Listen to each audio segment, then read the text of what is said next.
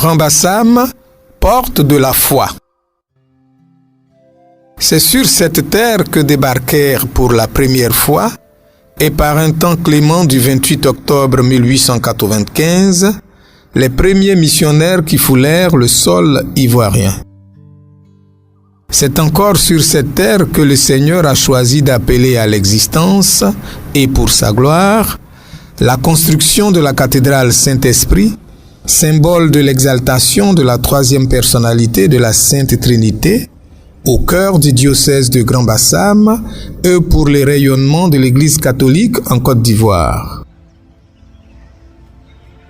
Fruit de contributions inlassables de fidèles devenus à l'occasion actionnaires en grâce et en bénédiction, ce bel édifice religieux qui va se dresser fièrement dans le ciel de la vieille ville se présente sous une forme futuriste. L'architecture du bâtiment principal est caractérisée par un bateau, illustration du moyen de locomotion utilisé par les premiers missionnaires pour l'évangélisation. Merci à tous ceux qui s'organisent, qui se donnent beaucoup de peine pour sensibiliser, pour mobiliser. Merci à notre premier pasteur, Monseigneur Awaremon, pour le travail qu'il a bas. Merci à l'équipe qu'il a mis en place, ces laïcs dévoués, engagés, qui ne comptent même pas les heures, les minutes, qui sont toujours attentifs, prêts à aller annoncer, à aller encourager. Je voudrais vraiment dire merci à toutes ces personnes-là qui sont engagées depuis que nous avons repris ce projet en main, depuis 2017. Merci à tous. Merci à ces braves femmes, merci à ces braves hommes. Un message de surpassement. Je pense que, comme je dis de façon terre à terre, quand on t'a chargé d'une mission, et chez nous, quand tu vas au champ, que tu es chargé d'un bagage, ce bagage-là, tu es obligé de l'amener jusqu'à domicile. C'est vrai, il peut arriver que tu sois fatigué, mais tu décharges, tu te reposes un peu et tu reprends la route. Nous avons sur notre tête ce bagage. Il me semble qu'il n'est pas aussi lourd parce que Dieu a voulu que ça soit ainsi et que ce bagage, nous devons l'amener jusqu'à destination. Jusqu'à destination. Bon, le temps que ça prendra, c'est Dieu tu le voudras. Donc on ne fixera pas un temps, mais on voudra que ça puisse s'achever un jour, ce voyage-là. Parce qu'il faut que ce voyage s'achève. C'est pourquoi je voudrais une fois encore nous inviter tous. Quand je dis nous, je dis prêtres, je dis laïcs, fidèles laïcs, tous ceux qui sont engagés dans ce projet. Tous. Je voudrais donc nous demander de faire encore beaucoup d'efforts. Encore un peu plus d'efforts pour arriver au bout de ce voyage. Or, avec Dieu, le voyage n'est jamais terminé.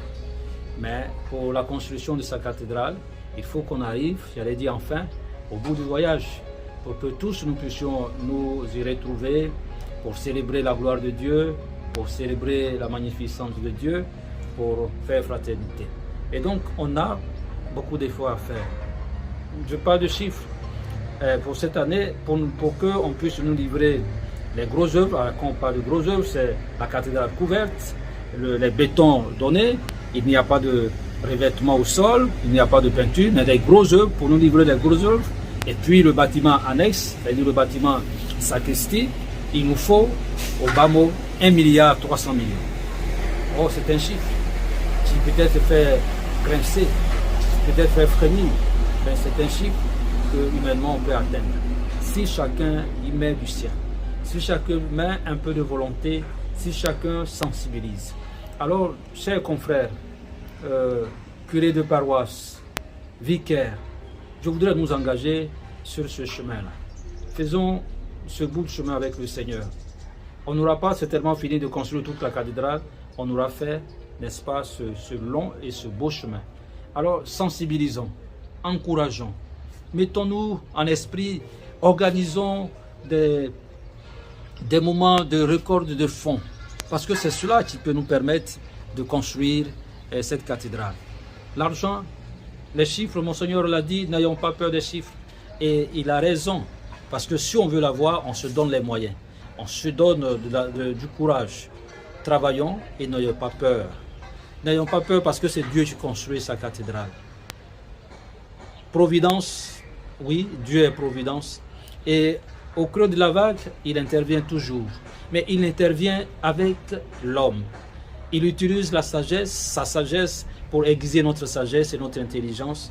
Et je pense que si nous lui donnons cette possibilité de pouvoir nous utiliser, il pourra nous utiliser.